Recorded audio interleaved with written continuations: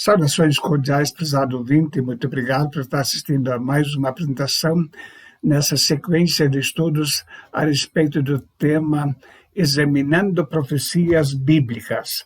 Já vimos uma série de estudos a esse respeito, falamos sobre diferentes correntes de interpretação das Escrituras, falamos sobre dispensacionalismo e não dispensacionalismo, falamos também sobre intervalos proféticos, sobre o grande intervalo profético na questão da profecia de Joel capítulo 2 a respeito do Pentecostes.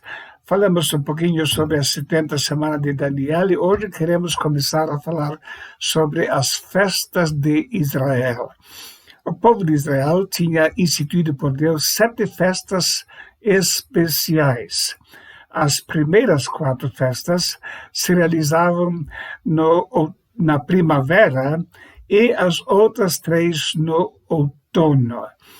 As primeiras 4 festas não têm tanta importância para o nosso estudo, mas vamos entrar nelas só para termos uma noção do que acontecia, para então, a partir do próximo estudo, entrar realmente nas festas que estão ligadas a profecias. Então, havia na primavera a festa da Páscoa, Pães Ázimos, Primícias e Pentecostes, e todas estão relacionadas com a primeira vinda de Cristo. Depois havia a festa das trombetas, expiação e tabernáculos relacionadas com a segunda vinda de Cristo. Vamos começar então com a festa da Páscoa, que foi instituída lá no Egito. Lemos em Levítico 23, 4 e 5, estas são as solenidades do Senhor, as santas convocações que convocareis a seu tempo determinado. No mês primeiro, aos 14 do mês, pela tarde, é a Páscoa do Senhor. Esta Páscoa simboliza a morte de Cristo, aquele cordeiro que era imolado, simboliza Jesus, o Cordeiro de Deus que tira o pecado do mundo.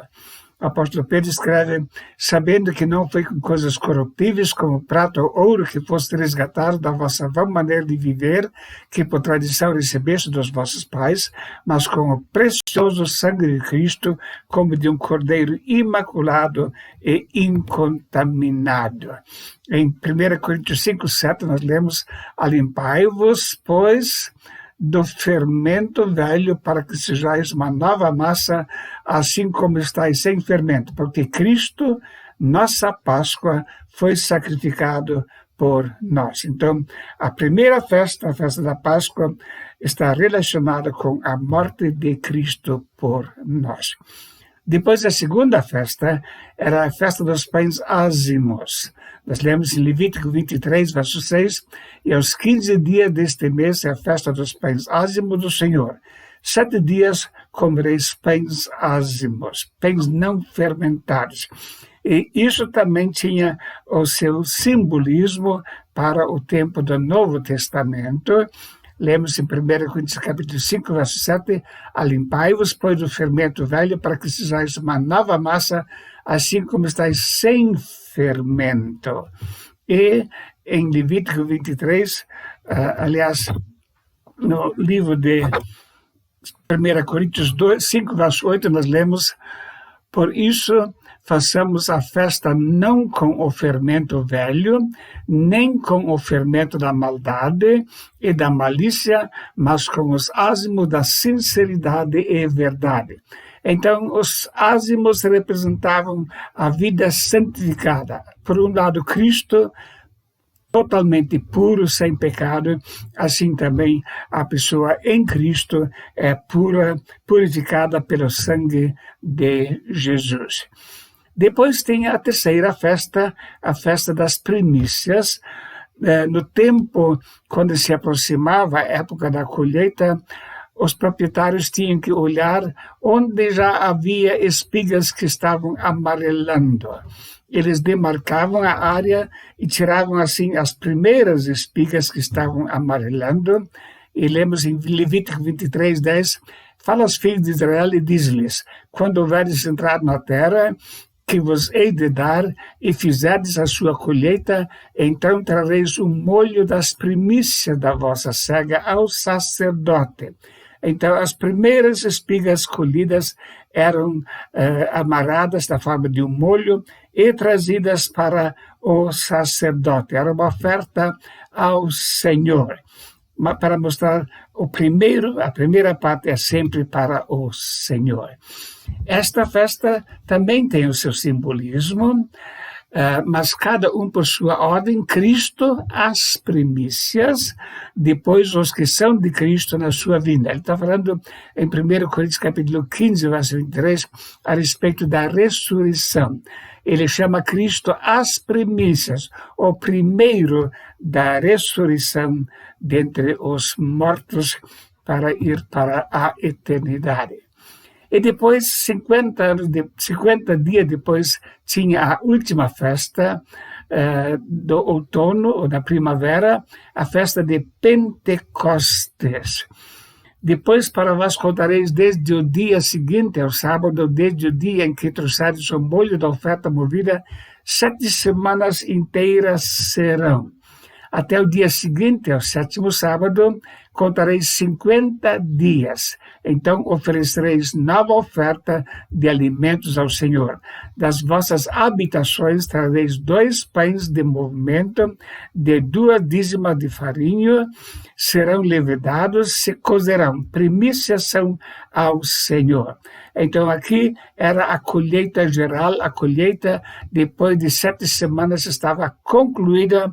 Então, mais uma vez, era trazida uma oferta ao Senhor. Naquele dia, mesmo dia, apregoareis que tereis santa convocação. Nenhum trabalho servil fareis.